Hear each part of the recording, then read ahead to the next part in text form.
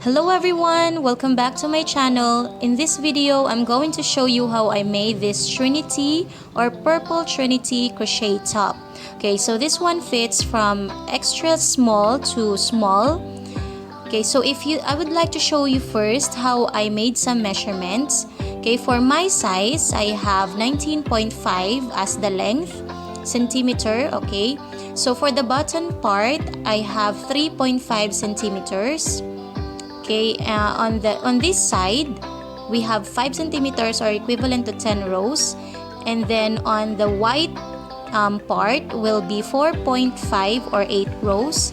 And then here on these sides will be 11 centimeters or 20 rows. Okay, so the waistline is 69 cm or 27 inches.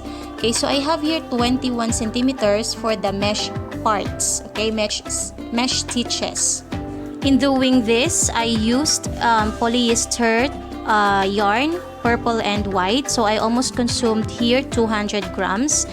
And also I used 2.5 millimeter and 3.5 millimeter of hooks. Okay, and then so this is how it looks like.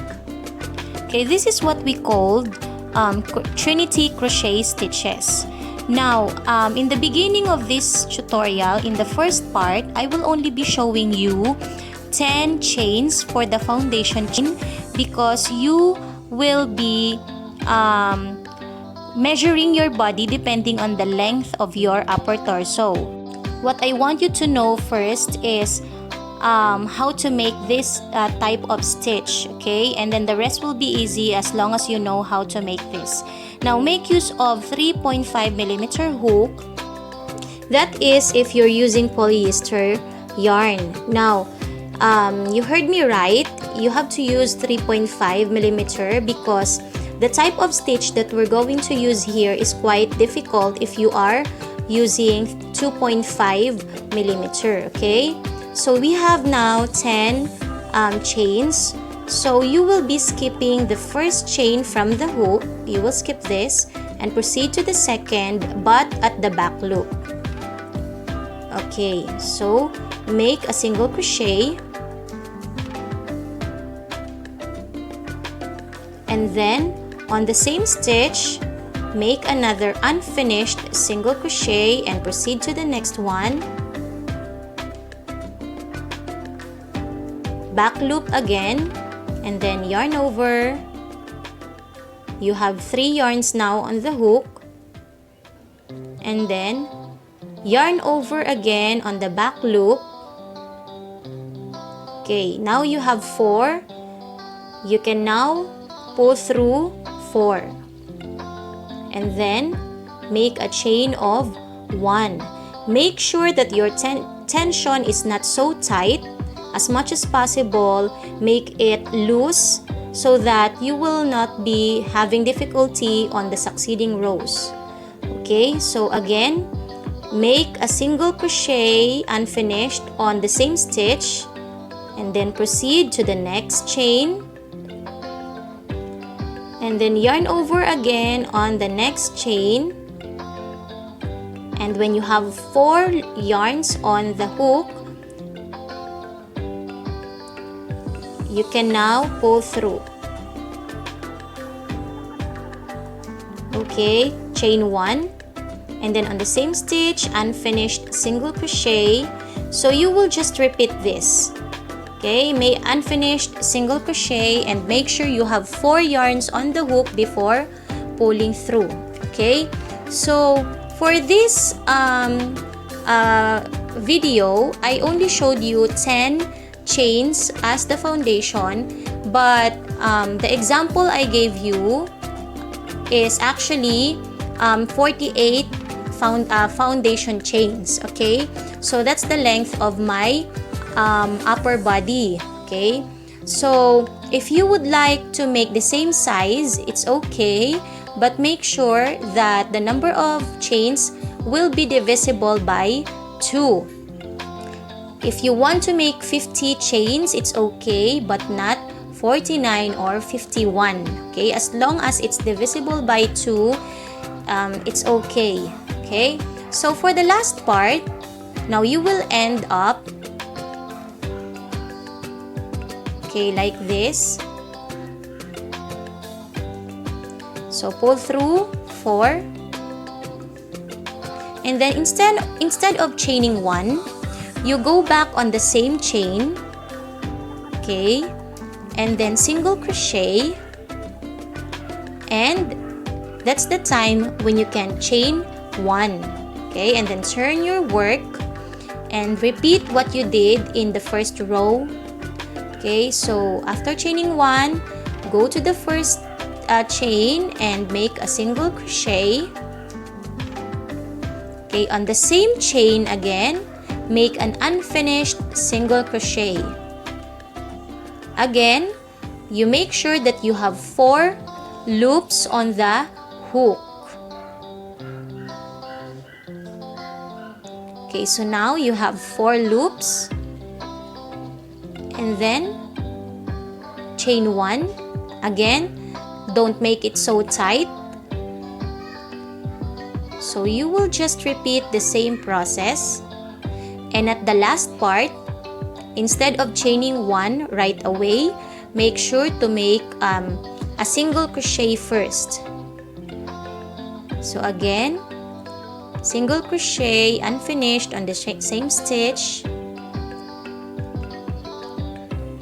Now you have 4 loops, and then you can pull through 4, and then make another single crochet on the same stitch and chain 1. So you repeat that. The white part will be aligned on the bust. Okay, so just make this until you reach the line of your bust point.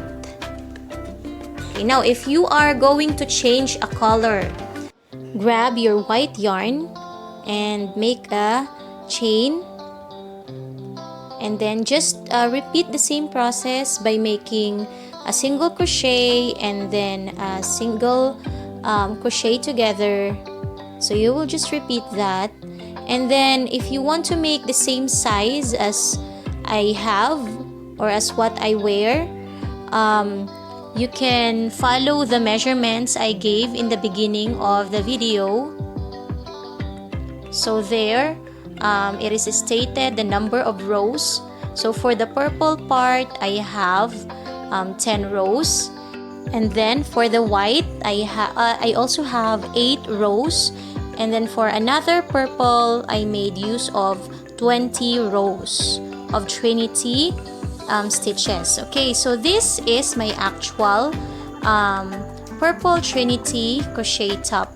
Okay, so we're almost done on the right side of our top. Now we are approaching on how we should do the back part. The back part, guys, consists of mesh stitches. Okay, so instead of double crochet, you will be doing half double crochets there. Okay, so it's quite faster because if I'm not going to fast forward it, it will be quite long. Okay. So after this Trinity stitch, you are going to make 2 chains, which is considered here. So this one is considered as 1 half double crochet. And then on the next, you will make 1 half double crochet also. And then 2 chains, skip 2 chains also, and then on the next will be 1 half double crochet, and then another 1 half double crochet on the next, and then 2 chains again, skip 2, and then make 2 half double crochets on the next 2 stitches. Okay, so you will just repeat that.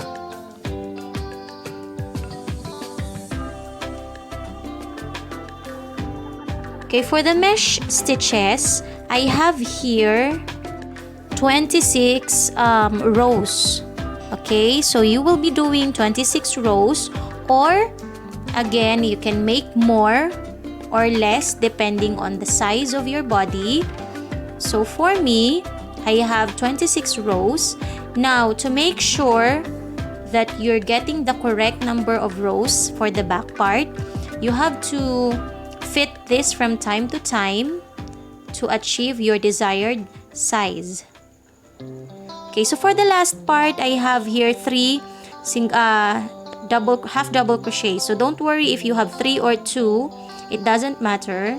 Okay, so just make another 2 chains, which is considered as half double crochet. Okay, you just follow what you did on the first row. Okay, and then skip 2 and 2 chains. Okay, 2 half double crochets, 2 chains, skip 2. 2 chains, and then proceed on the next 2 chains also. Okay, you just follow that. It's very easy. Now I have completed my 26 rows of mesh stitches. We are going to do the left side of our top. So what we did earlier is almost the same. So you will apply the same approach on the second part. By the way, guys, don't change the size, the hook size for the mesh stitch. So still make use of 3.5mm hook. Now this row would be quite difficult if you have tight tension. So just make sure that you will crochet as loose as possible. Okay, so just repeat the Trinity crochet stitch here.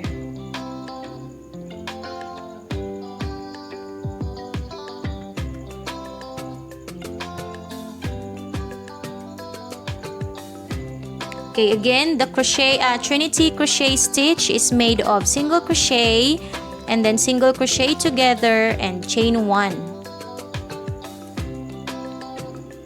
So now we're almost done for the first row of our left side. So you will just continue doing this.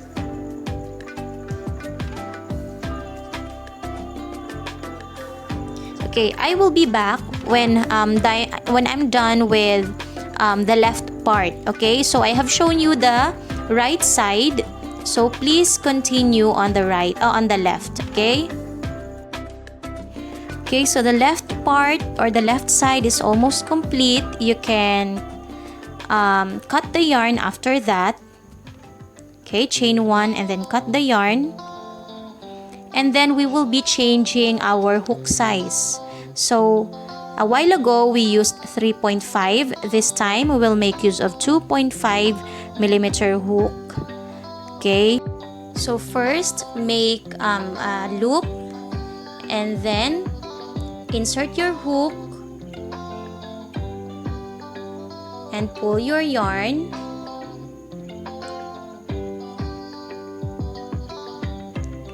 Okay, so just chain 1, and then on the same chain you will be making 1 half double crochet.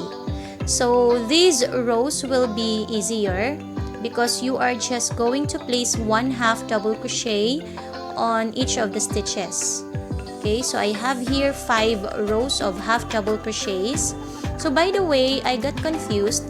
This side is actually the right side because this is where we are going to place our buttons.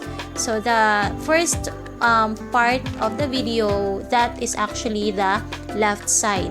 Okay, so on that side naman, we will be making holes where we will insert our buttons. Okay, so just make a chain of 1 and then on the same stitch is a half double crochet. You can actually just make 2 chains, which is considered as 1 half double crochet, but for me I prefer chain 1 and then half double crochet on the same stitch. So just continue doing this until you have 5 rows. Okay, so here's the 5 rows of our half double crochets. So after this, we will be making single crochets on the sides. Okay, so right after this, we will place single crochets. So chain 1 first, and then on the same stitch, you will make 1 single crochet. Now for the 5 rows of half double crochets, you will place here an alternate of 1 single crochet and then 2 single crochets on the same stitch, 1 single crochet, and then 2 single crochets on the same stitch. Okay? Meaning to say, for the 5 rows of half double crochet, you will have 7 single crochets. Okay, so this time, in the Trinity stitches, just place 1 single crochet there. Okay, 1 single crochet on each of the hole or stitch.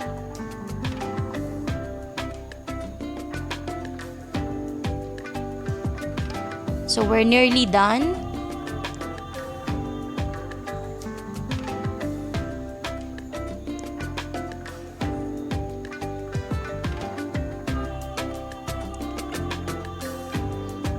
Now after that, grab your white yarn.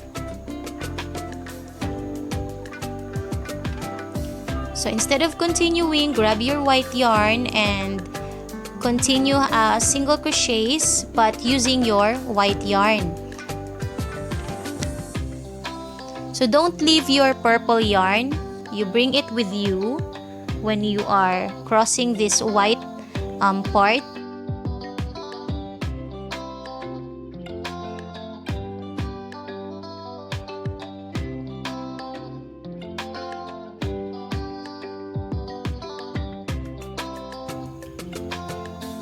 Okay, so when you're done with the white part, you can now bring back the purple yarn and cut the white and continue single crocheting in the Trinity crochet stitches. Okay, so 1 single crochet only in each of the stitch until before you reach the mesh parts, because in the mesh parts here, you will place an alternate of 1 single crochet on 1 row, and then on the second row will be 2 single crochets. Okay, just like what you did on the half double crochets on the bottom part. Okay, so here another 1 single crochet on 1 row, and then 2 single crochets on the same stitch. Okay, so just like that.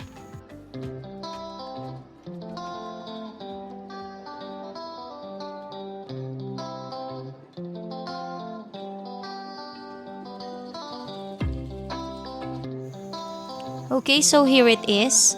So it will look like this if you have an alternate of 1 single crochet and 2 single crochets. Again, not 2 single crochets on each of the chain. Okay, so just repeat what you did here in the Trinity part and then on the mesh part. Okay, until you cover all the sides with single crochets. So now we're nearly on the part where we will attach our button. Okay, so we haven't placed 5 half double crochets here. Okay, so you will leave your yarn, your purple yarn here, and then you will grab the other end of your yarn. So I'm making 2 chains here. This is just to make sure that it won't loose. Okay, so I'm grabbing the next yarn, purple, and then I will place here 1 chain, and then on the same stitch is 1 half double crochets, 1 half double crochet rather, and then another 1 half double crochet on the next chain. So again, you will place this row with 1 half double crochet on each of the stitches. And you will do the same thing on the second chain, second row. I'm done with my 2 rows. So this time, grab your buttons and make sure that you are aligning it, putting it in the right place. You can also measure the distance between each other. So now, make a chain 1 and then one half double crochet at the same stitch, and then a normal half double crochet on each of the stitches, and then here on the stitch marker, so you will skip 2 chains and then make 3 chains. So 3 and then skip 2, proceed to the next and make 1 half double crochet. Okay, so again, you only skipped 2 stitches, but of course you have to make sure that your buttons will fit in the hole. Okay, you will only leave or skip 2 chains and then make 3 chains, and then continue placing 1 half double crochet on each of the chains here until before you reach the stitch marker. So now we have the stitch marker. So make 3 chains.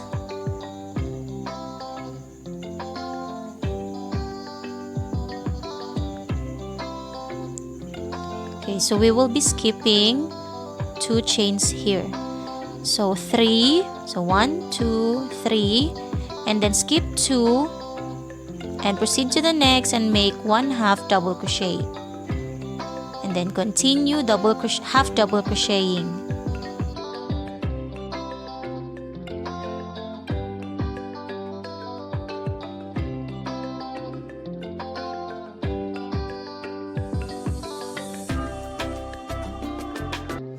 Okay, after this row, you just chain 1 and turn your work, and then 1 half double crochet on the very first chain, and then on the chain space you will only place 2 half double crochets. Okay, only place 2 half double crochets on the chain spaces, and then just continue with the half double crochet until you reach the 5th row.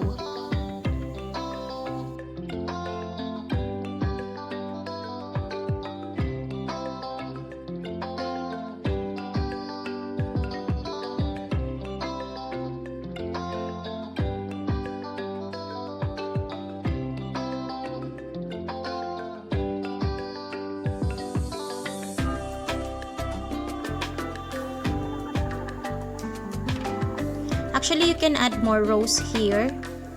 You can make 6 rows for this one so that your boobie won't be noticed when it's too fit for you. Okay, so now remember we left this yarn, this part. Okay, so we're going to continue it now by placing 1 single crochet on each of the stitches. So just repeat what you did a while ago. Chain 1 and then another single crochet on the same stitch, and then for all the parts where you have half double crochets, you will be placing an alternate of 1 and 2 single crochet. So 1 single crochet on one row, and then 2 single crochets on the second row. So just like this, chain 1 first, and then on the same stitch is single crochet, and then on the second row will be 2 single crochets. Okay, so on this part you must have 7 stitches. Okay, and then for the Trinity stitches, the same thing, just place 1 single crochet there. Okay, so when you're done placing single crochets, you can now attach your buttons.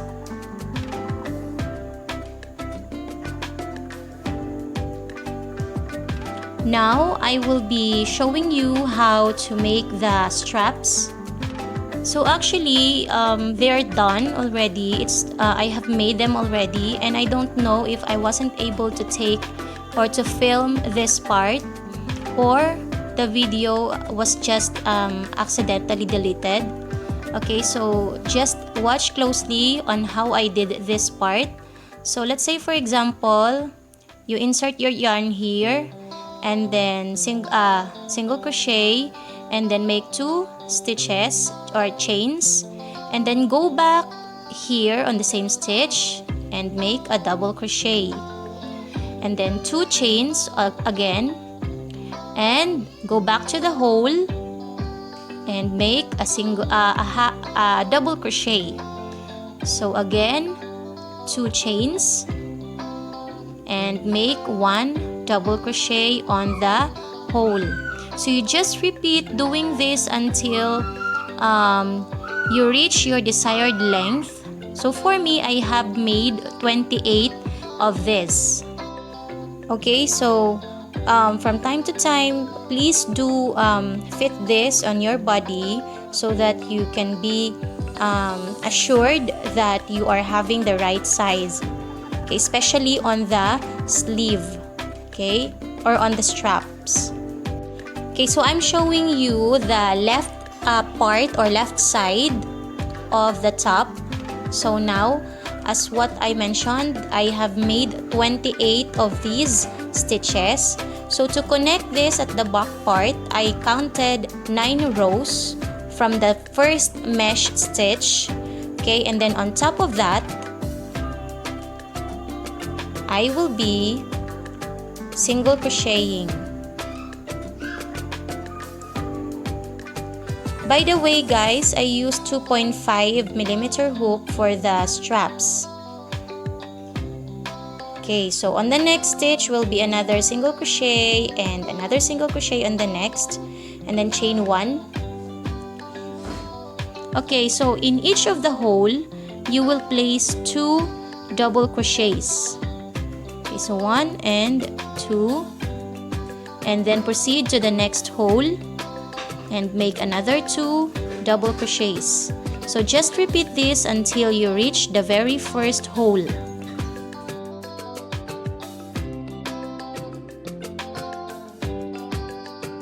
Okay, when you're done, make a chain of 1 and then single crochet together on the next 2 stitches.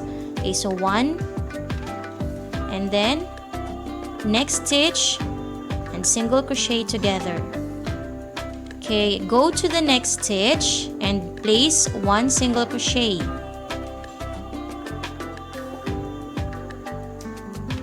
Okay, and chain 1. Turn your work.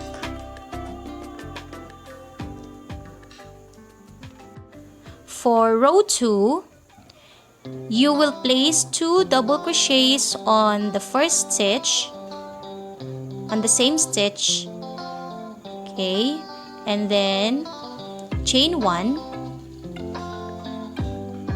and skip 1 double crochet, proceed to the next and place 2 double crochets on the same stitch. Okay, so what you're going to do for row 2 is just place 2 double crochets on top of double crochet and then skip 1 chain and chain 1. Okay,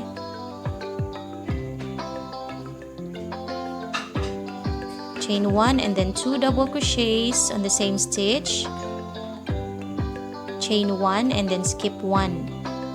So continue that until you reach the end. So it's the last stitch. So 2 double crochets, chain 1, and then single crochet together on the next stitch, on the next 2 stitches, and then on the third is 1 single crochet. Don't forget to chain 1. Okay, chain 1 and then turn your work.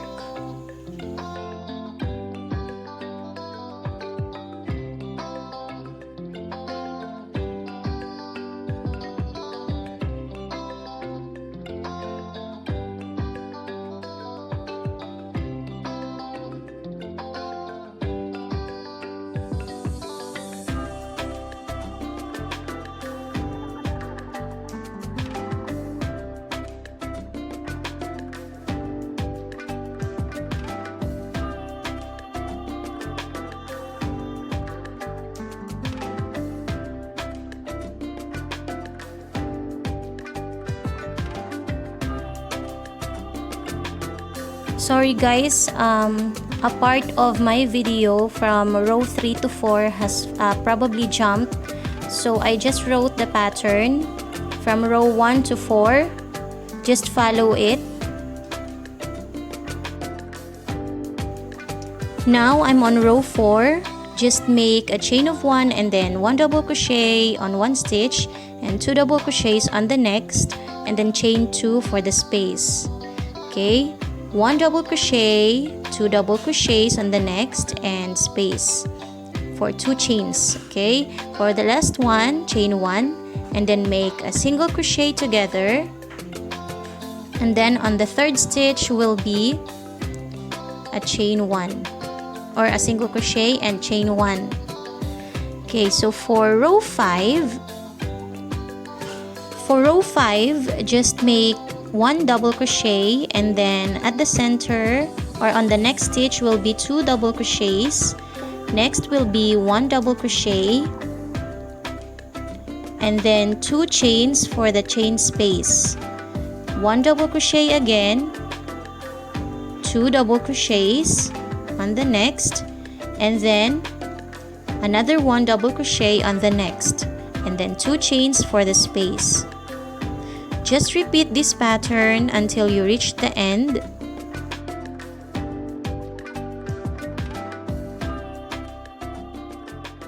Now we are at the end of row 5. Just chain 1, and then on this very last single crochet that we did on the previous row, you will just make another single crochet. So there will be no more single crochet together.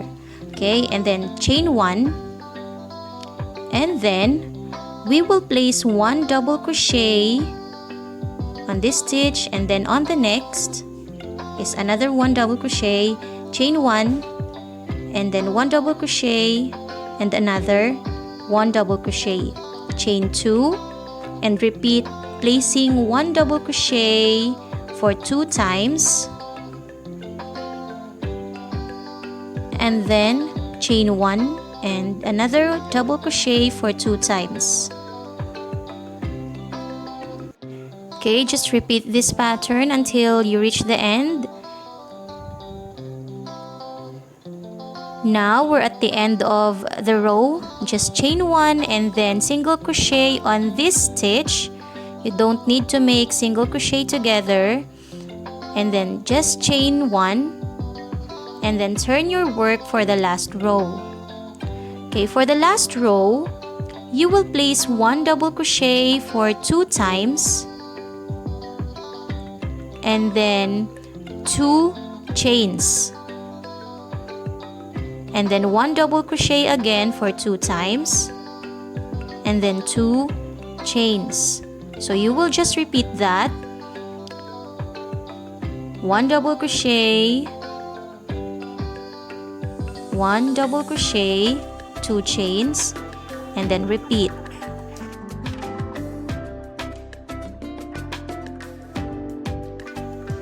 Okay, I'm at the last part. So just chain 1 and then make a slip stitch here,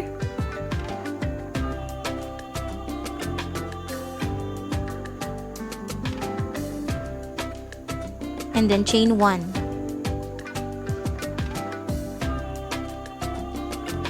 Okay, after that you can cut the yarn.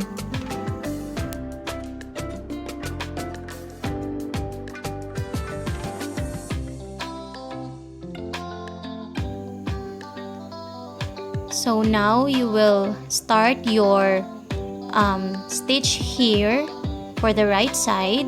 Just make a single crochet and then 2 chains, and then just a double crochet, just the same thing with what you did earlier. And then after this strap, you're done, and I hope that you like this video. So if you do, please don't forget to hit the like button and subscribe to my YouTube channel if you haven't yet. And you can also ring the bell so you will be notified for my next video. Thank you for watching.